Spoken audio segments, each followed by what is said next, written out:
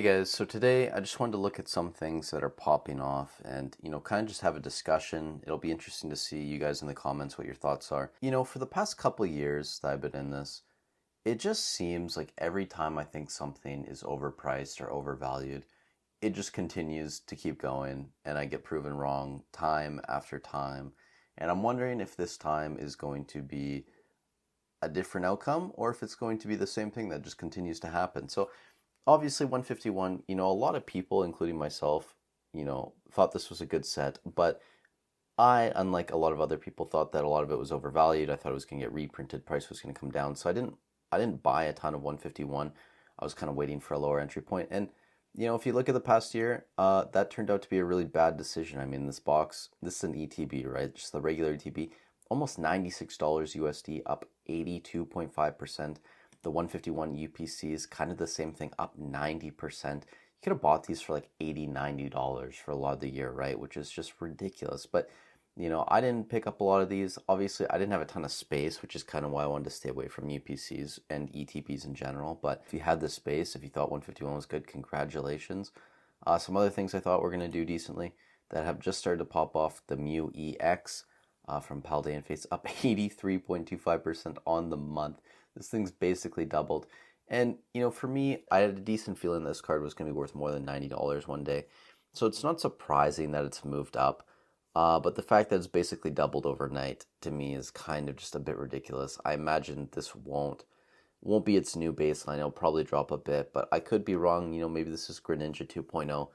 And, the new thing that's happening, obviously, is Surging Sparks, right? So a couple weeks ago, I had made a video, even before all the cards were released, that I said I was investing heavy into Surging Sparks. I got a decent price on a pre-order. And, now when I look at pre-orders, right, like this is TCG Player, $143 a box pre-order.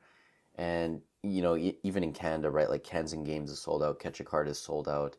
And then, places that still have, I think 401 Games still has them, Hobbiesville has them. They want like 180 Canadian a box pre-order right now, which, to me just seems a bit ridiculous again for the third time, fourth time, whatever it is now.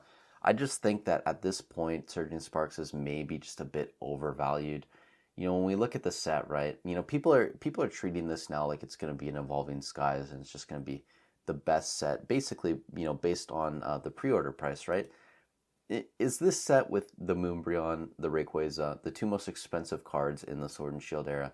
Obviously you have the Leafeon, Glaceon, Sylveon, Dragonite, and then you have all the evolutions, again, just in the regular V form. Is a set like this really on par with Surging Sparks? No, I think Evolving Skies is still a league above it, right? You have the Pikachu, which is a decent card. I really do like this Pikachu the more I look at it. Latias, you have Milotic, Hydreigon, Lysia's Appeal, SIR. You also have, obviously Lysia and Jasmine. Jasmine gets an SIR down here too as well. So you have some decent trainer cards. And then you have some okay IR cards as well. So you have, Skarmory is a decent one. Latios, obviously.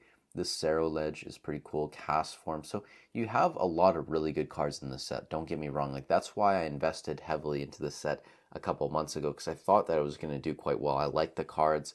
I liked what I was seeing out of the set, but guys, come on, like, is this set really on par with Evolving Skies? Absolutely not. I don't even think that's a conversation to be had.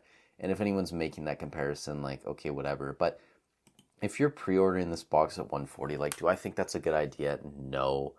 Do I want to buy more boxes at this price? No. So again, it's going to be interesting to see, and this is kind of why I'm making this video, because I want to get other people's perspectives on this, because I thought the same thing about 151. I thought a lot of it was, kind of overpriced.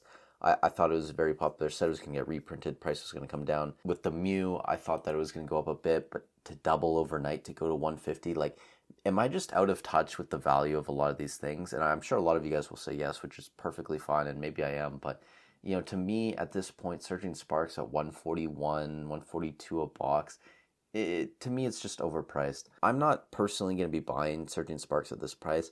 If I can get in like under 110, 115, then maybe I'll buy some more. But obviously, I'm still going to be putting money away for Terrestrial Festival or Prismatic Evolution, the English set. I'm going to be ordering some PCTBs of that, more than likely.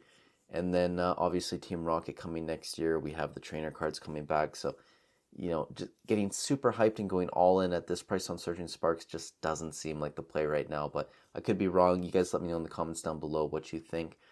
With that said, happy Halloween if you guys celebrate. Make sure to brush your teeth if you're eating some candy. It's very important. And stay safe wherever you are in the world. And I'll catch you in the next one.